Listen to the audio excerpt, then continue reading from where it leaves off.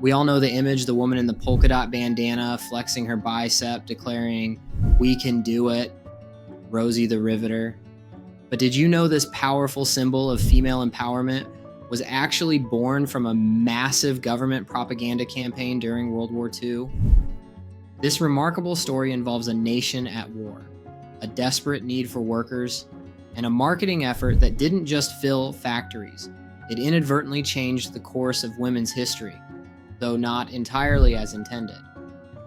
During World War II, millions of American men were sent overseas to fight, leaving critical industries, especially those producing planes, ships, and munitions, facing severe labor shortages. The war effort depended on maintaining production.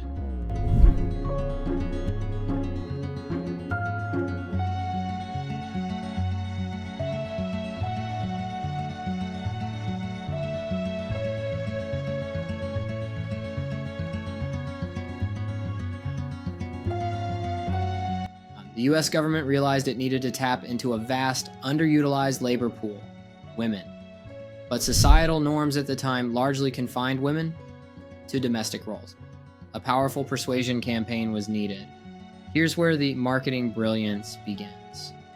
The government, through agencies like the War Advertising Council, launched a multifaceted propaganda campaign centered around the archetype of Rosie the Riveter. She wasn't one real person, but a composite character designed to inspire. And what's particularly interesting is the messaging.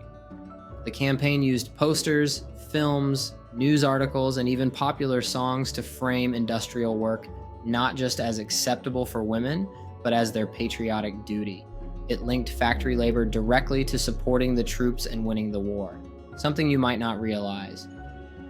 The famous "We Can Do It" and poster, often associated with Rosie, was actually an internal Westinghouse Electric poster shown only briefly in their factories in 1943 to boost morale, not recruit externally.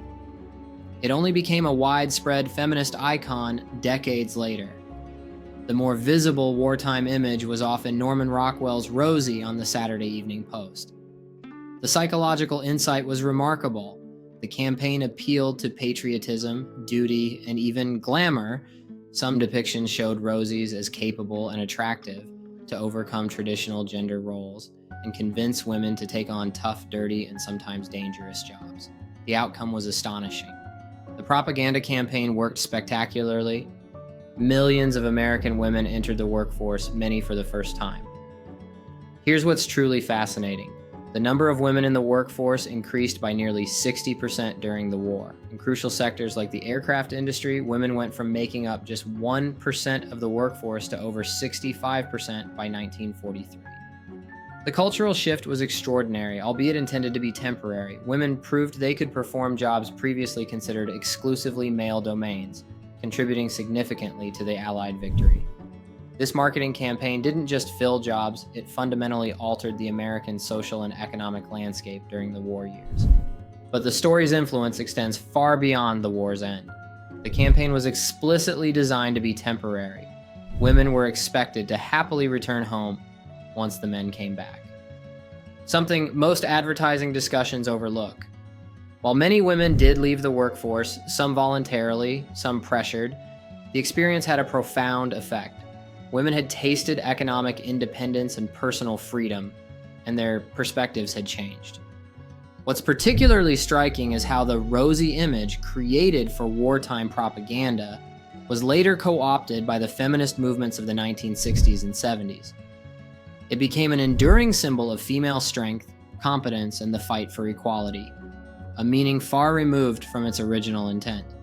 And the technique was so effective in mobilizing women for the war that its unintended consequence was planting the seeds for future social change, challenging gender roles long after the war was over.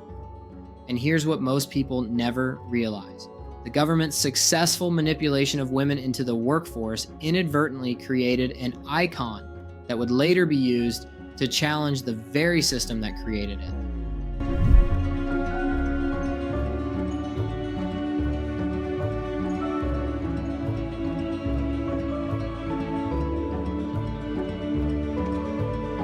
This is marketing manipulation. The campaigns we explored didn't just sell, They changed how we think, act, and live.